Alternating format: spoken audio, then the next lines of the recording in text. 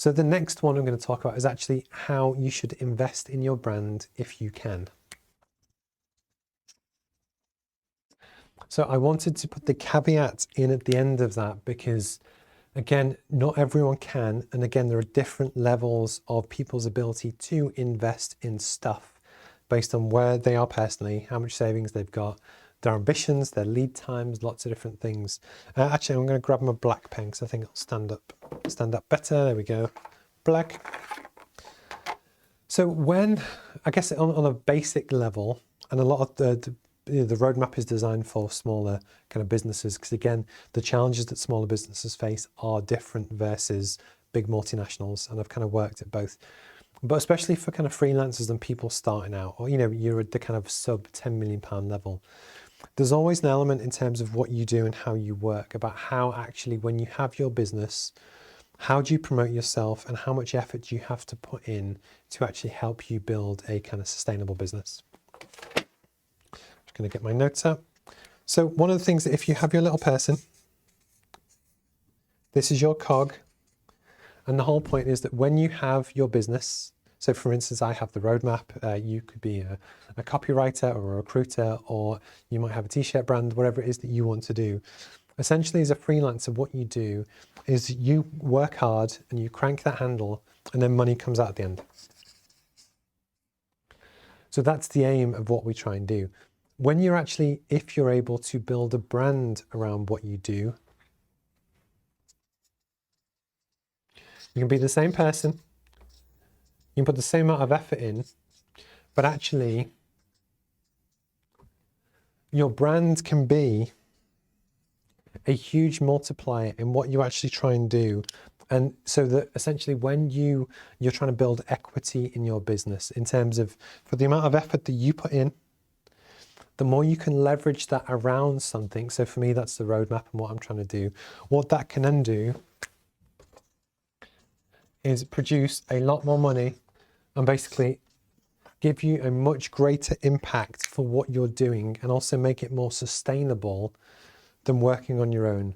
I think one of the challenges that when people actually kind of set up and they start their own business, and this was almost true, especially arguably, so I set up in October 19, so I'm about a year and a half in from setting up, if that makes sense.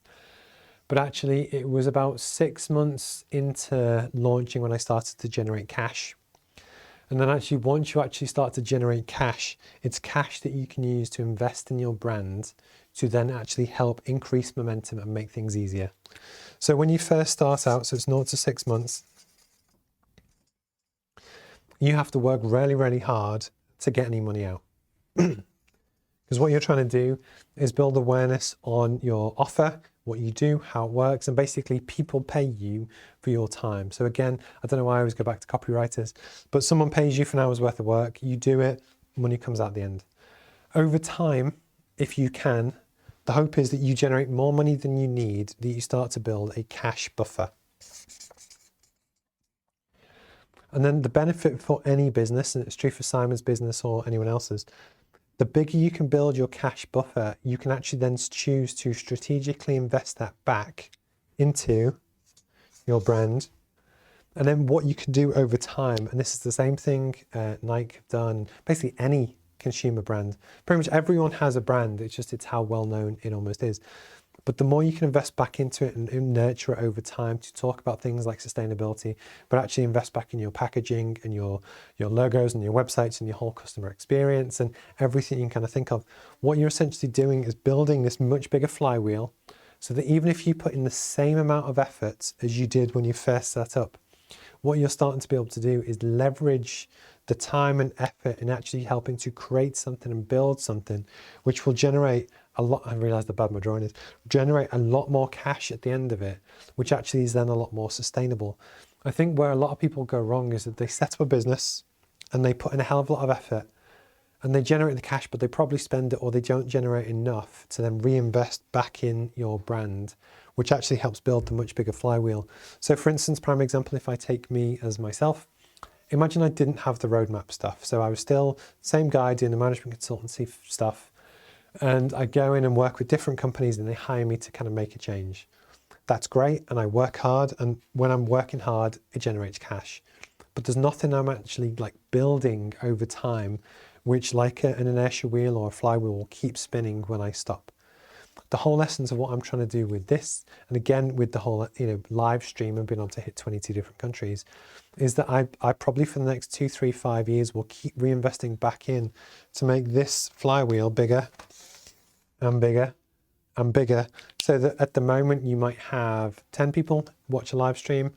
In 2 years' time, it could be 10,000 people, etc. And it's that kind of thing that's really important to do. And I think it's the element of when you can, and it's different for different people, and it's also different for different times in your journey. The ability to reinvest back in, I think, is really important. In terms of things to invest in, for one, it's your brand. So that's almost the look and feel of everything that you do. So everything that you've seen today on the roadmap, I kind of did myself. A guy called Chris Nutman did help me with some of the graphics and stuff, but essentially I kind of did it all myself. But actually for version 2, which I keep talking about, I've put a lot of time and effort and money into that, which actually you'll probably see in October or so. And this is almost when I launched the roadmap, this was almost my minimum viable product. It was enough to get it to launch and give value and help people and almost prove the concept. And then every time we've had a classroom session, it's a two-way kind of learning experience, but I've been able to improve the content and make it better still. And it's just how over time I can do that.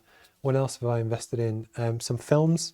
So again, something that I have in production is 4 separate films for people who are on the course to share their journey. But then it's when I'm trying to sell the dream about what we're trying to create with the roadmap.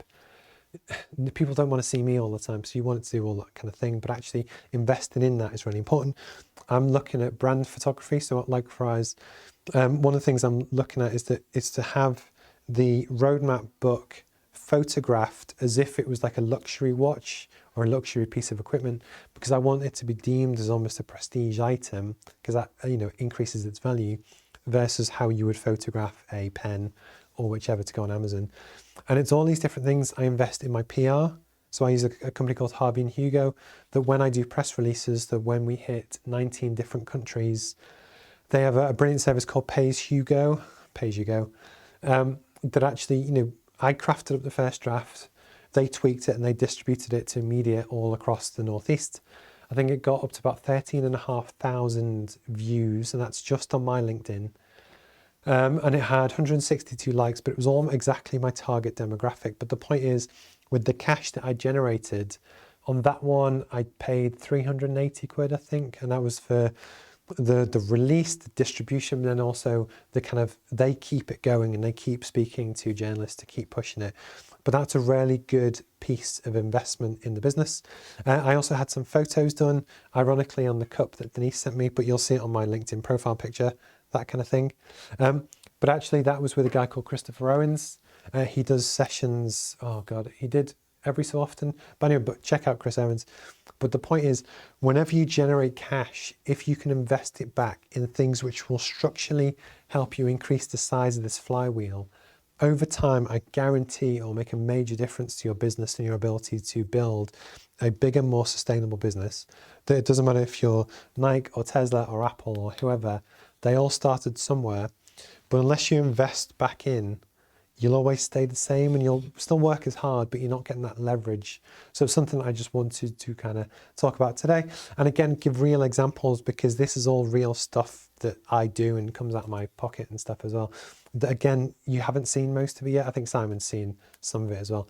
But it's just, I can't give this advice if I wouldn't do it myself. So the more I can, describe what I'm doing and different things as well, hopefully it all kind of helps. And then even down to reinvesting back into cameras, lighting, you'll see that it moves. That's called a camera slider.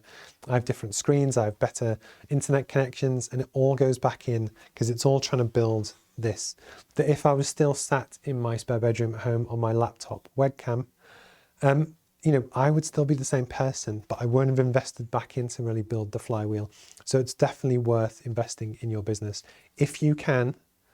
And that's almost where, something I spoke with Denise about last week is almost when you make sacrifices, which a lot of entrepreneurs do, the more you can actually reduce down your overheads. What that does, it means you can make more cash, and then when the cash, you can reinvest it as well.